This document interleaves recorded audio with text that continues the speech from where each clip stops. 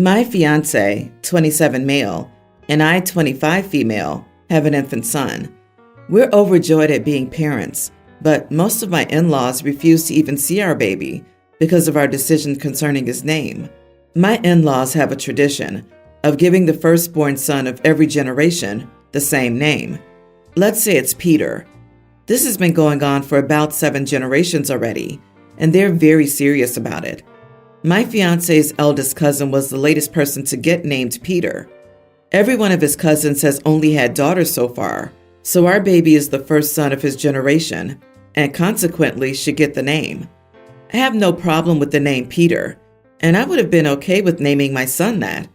Unfortunately, that was also my uncle's name, who died before I was born. I won't get into details, but it was tragic and traumatizing for my family. My father never got over losing his younger brother. My grandmother asked the family not to name any of our future children Peter during her lifetime.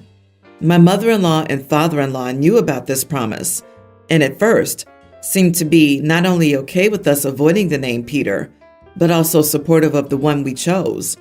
However, my grandmother sadly passed away when I was 7 months pregnant. We traveled for her funeral. On our last days there, my in-laws called to offer me their condolences. Then my mother-in-law asked me if I would think about the name Peter now. Suddenly, they were insistent that the name we chose was awful, and we had to honor their tradition. According to them, they only had agreed to make an exception for us for my grandmother's sake, and had no obligation to keep it now that she had passed. My family agrees that while we don't have to avoid the name anymore, it still doesn't feel right to use it. My fiance also agrees with me, but his parents spent the last weeks of my pregnancy trying to convince us to change our minds about the name. When our baby was born and we named him what we wanted, my in-laws were furious that we had broken a 7-generation-old family tradition. Some of them hadn't previously wanted to name their sons Peter, but did it anyway for the family's sake. They said our decision was selfish and that my family should have moved on by now. This has nothing to do with whether my family's moved on. It just felt like a betrayal of my grandmother and uncle's memories to even consider using the name. My father-in-law offered us $1,000 to change our son's name to Peter after he was born. That was 2 months ago, and neither of my fiance's parents have met the baby or seen us since I was pregnant. Most of my in-laws are on their side, and this is causing a huge rift between my fiance and his family. He assures me he's fine, but I'm starting to feel really guilty about this. Am I the idiot? Edit. The tradition started, as far as I know, when OG Peter died, and his son, also named Peter, named his firstborn after his father. Peter III had the first son of the following generation and did the same thing. That one died before having children, so his sister gave the name to her son, and so on. The name Peter is very common in my country, and none of them ever get bullied over it, and the fact that it was also my uncle's name isn't as unlikely as one might think. Also, middle names aren't used in my country. Most people get the maternal surname before the paternal one instead. Some hadn't wanted to name their kid, but did it for the family's sake. Have you broken a pact with Satan or something? Not the idiot. Family name traditions are weird. You can do whatever you want and name your baby. Keep pushing the "I'm honoring my late grandmother's final wishes" hard, so they see how unhinged they sound, asking you to flout this. Lunatics should never be around babies, or kids, or me, or you. Seriously? Do you live on the set of Dynasty? Ugh! Also, as a grandma, the idea of rejecting a child based on a name is simply trifling. It's downright shallow, petty, and a horrid representation of one's integrity. Honestly, the longer these people avoided my child, the less their value would be worth in my child's life. Who would want such people around after a while? What would they bring to the table for my child? How would people like this positively enrich their development? I feel bad for OP's partner, as this behavior surely has hurt him. As an aside, once again, tradition is a euphemism for misogyny. Note only male children have a special name, and all the female children were not fought over. Presumably, no one cared what they were called. All the more reason to end this now. Update. Am I the idiot for breaking my fiancé's family tradition by naming my son what I wanted? Thank you so much to everyone who commented and offered support. A lot has happened since, so I'd like to give you an update.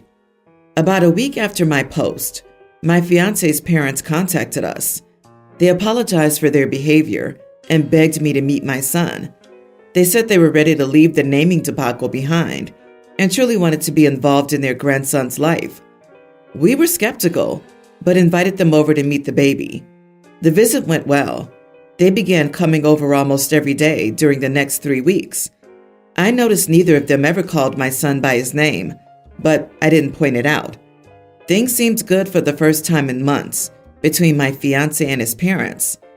One day, my fiancé was helping my father-in-law with something at our place, so my mother-in-law and I went to the park with my baby. I had to go to the bathroom sometime later, so I left him in the stroller with her. When I returned, she was sitting on a park bench, chatting with a woman who was cooing over my son. So I went over there and introduced myself as Son Name's mom, and she said, "Oh, I thought his name was Peter." I didn't say a word, and neither did my mother-in-law. She followed me to the car, and we went back to my apartment. On the way there, I texted my fiancé about what had happened. When we arrived, he kicked both his parents out of our place. He'd read my text and confronted his father. Thankfully, my father-in-law is a terrible liar and confessed immediately. Apparently, both my in-laws only call my son Peter. That includes whenever they're talking about him, every time they introduce him to someone else, and even baby talking to him on the few occasions that they were left alone with him. Neither of them is embarrassed by this and thinks they're in the right. We're heartbroken, especially my fiancé. Not only because his parents can't let go of their pride, but also because the name we chose for our son means a lot to both of us. I blame myself for encouraging my fiancé to allow them near our son. I was raised in a different city than all my grandparents, and I always wished they could have been more involved in my life. Losing my grandmother didn't help. Pretty much every doubt I had only existed because I thought it would be important for my son to grow up with all of his parents around. But now all my guilt is gone. They don't deserve to be in his life if they can't respect my son enough to call him by his name. I hope they enjoyed the 3 weeks they had with their grandson, because that's all they're getting until they get their heads out of their butts. Yikes! Are they this psychotic and unhinged about other things in life, or just this one issue? What a weird hill for them to die on. We can be grateful you found this out now, because if you play your cards right, by the time they see your son again, he'll know his name. According to my fiancé, they've always been a little entitled, but I never really saw them enough to be able to say that. When the lady from the park asked about his name, it did cross my mind that she might think I was a kidnapper. However, his name is written on one of his blankets, which calmed me down a little. Still, I can't help but think of what my mother-in-law would have done had the woman threatened to call the cops. I seriously can't wrap my head around this. They're throwing away a son, a grandson, future grandchildren, and a daughter-in-law, family members that some people would give anything to have. That's the real atrocity. That's something for them to feel ashamed about. That's literally so tacky and disgusting of them. I'm sure your husband is so embarrassed and ashamed that his family's being this way. He probably feels guilty but is so hurt. I'm so sorry, OP. Wow. Just wow. We recently moved in with my in-laws because I'm 31 weeks pregnant with our first child, and I feel like I need my mother-in-law for support since I've been pretty terrified the entire third trimester, and my parents don't live nearby. My husband didn't want to move in with them, and the only reason he did was that I told him I'd go without him, and he could stay in our home alone until after the baby's born. His parents are great and very close, so that's not why he didn't want to temporarily move in with them. We fought about it a lot before we moved. We're still arguing about it now because he thinks it wasn't necessary. I'm stressing over nothing, which maybe I am, but that doesn't magically make the stress disappear. He said multiple times that I forced him to move here, but he could have stayed at our house like I said. I can't expect my mother-in-law to visit every day, and I feel better in a house with other people around. My husband does sometimes work from home, but he's usually holed up in his office, so it's like he's not here anyway. So this is better for me. My in-laws are more than happy to have us here, but my husband is still sulking and gives me an annoyed look whenever his parents say something about his habits that he doesn't like. Am I the idiot? You are the idiot. Did you consider that there may be a reason your husband doesn't want to live with his mother? Also, dropping "do this or I'm leaving" in a marriage is unhealthy. Not only "do this or I'm leaving," but it's also "do this or I'm leaving with your unborn child and won't be back until after their birth." What a crappy ultimatum. Understandable that you want support, but to upheave the entire household and move in with in-laws just because, sorry, but that's the nuclear option in marriage. What do you say if he says fine, and then you don't get his mother because you left him? Everyone around you has to change their lives around because you're afraid? Of what exactly? Grow up, lady. You decided to have a child, not them. Your self-centered, entitled attitude is out of control. I talked to a therapist about anxiety, as it can and might only get worse from here. Your doctor must be informed that you moved into your in-laws' house because you're too scared to be alone for labor or when the baby comes. I disagree. OP's not the idiot. When people ask for help, they're the bad guy or girl. When they don't, they're also the bad guy or girl. What the heck do you people want? She said she needed and wanted help, and that she'd like to stay with her mother-in-law because they would be happy to help her. Why is this a problem? If this was her own mother, would anyone blink an eye? Childbirth is a big deal. It's natural to feel some anxiety as a first-time mom. How fortunate that she has supportive in-laws and a good relationship with her mother-in-law. My wife, 31 female, and I, 36 male, have been married for 2 years now, and she has a very regimented wellness and mindfulness routine. She wakes up at 5 a.m., does yoga in the spare room, goes on a quick run, and comes home to make a smoothie using one of those loud Nutri-Ninja blenders, and will get on with her day. She also meditates in there, journals, and does other things that I can't disrupt her because it's her personal time. She was like this before I met her, and it was clear that if I wasn't on board with this aspect of her routine, she doesn't want to pursue anything with me. While I'm not thrilled she has the whole room for herself, I did ask if I could put my PC in there so it's not in the dining room space. It was there before I moved in with her, so I made my peace with it. My sister's coming to town with her partner and young daughter, young grammar school age. We both agreed to let them stay with us to save money. My wife wants them to sleep in the living room because we have multiple comfortable sofas for them to sleep on. While there was enough room, I made my case for buying air mattresses for them and setting them up in my wife's spare room. I also asked her if she would part with her smoothie making at least until they wake up, so they aren't disturbed in the morning. My wife is vehemently opposed to giving up her room and smoothies. She doesn't think the room will be comfortable for them. No carpets, and it's got huge windows and massive mirrors on one wall, and says that if I'm using this situation to disrupt her routine, which I apparently hate, I'm not sure where she got that from since I've never asked her to change it. We're in for a disagreement over where they should stay, and my wife is even threatening to not allow them to stay and have them get a hotel for the visit. Am I the idiot? I don't think giving up the room is that hard to ask for my family's comfort, and it's only 3 days. As someone who's currently in the throes of a deep, dark depression, I feel like your wife's routine was possibly born out of an absolute necessity, and that it may be the thing that keeps her functional. I would say that she was very clear with you about how important her routine was, so I think you are the idiot for wanting her to change it.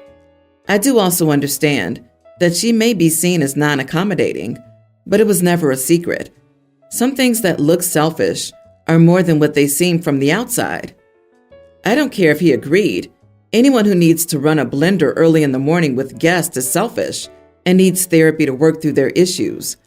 I'm a creature of habit too, but that's not an excuse for rudeness. She needs to work through her issues in therapy. Dominating an environment and being unable to care for others is a big issue. Also, people can readjust their positions and evolve over time. Then the guest should stay in a hotel. They can also readjust their positions. She made it clear she has a routine. She's trying to work with you by letting them stay with y'all, but you're so desperate to interrupt a routine that's somehow bugging you that you refuse to see it. Perhaps you should ask yourself why you are so resentful of this routine. Is it because it's her time with herself and she isn't paying attention to you? Or because you're jealous that you don't have that same dedicated time allotted for you to have your time? Look at yourself and figure it out soon. Update.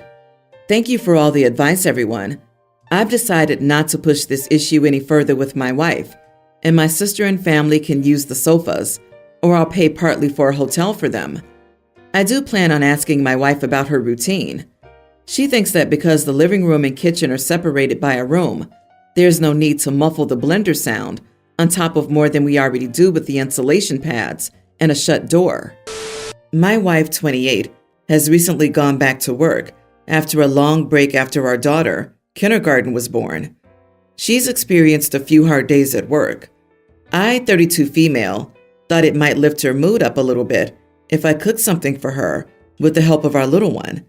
I don't cook around the house because of my work schedule, but I decided to do it for her to help boost her mood. We made our dining room into a restaurant. I got us both chef hats and matching aprons, and we cooked. While cooking, we made a bit of a mess in the kitchen. We were almost done when I got a call from her. She said her mom, my mother-in-law, they live in a different state and we barely see each other, had come to pay a visit and asked me to prepare the guest room if I could, and said she'd be home shortly. So I panicked and couldn't clean up before they arrived. They came home to a messy kitchen and my daughter acting as a restaurant manager. My wife adored the whole thing, but her mom immediately said how we lived with all this mess was disappointing. She said serving someone food like this in their home was ridiculous and made fun of the process. My wife told me to just let it go, but somehow I felt like a huge idiot because the timing could not be worse, and my wife and I stayed up cleaning the mess that night. Am I the idiot? Your mother-in-law is the idiot. With no notice? What was it, a surprise inspection? You did something wonderful with your daughter, and she'll always remember it. Your wife isn't upset. She has more love for you because you did it. Not the idiot. Mother-in-law can stay at Motel 6. Motel 6 sounds like an appropriate punishment.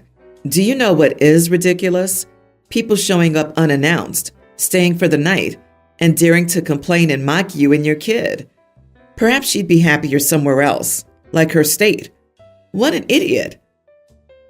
What kind of relationship does your wife have with her mother that even though the mother-in-law lives in a different state and you had zero notice she was showing up? I would not be cool with that at all. Your mother-in-law being judgy and rude blows my mind. Cooking makes things messy, and she was a last-minute guest. Not to mention the restaurant thing is adorable. Oh, honey, your mother-in-law needs a reality check and a respect for others check while she's at it.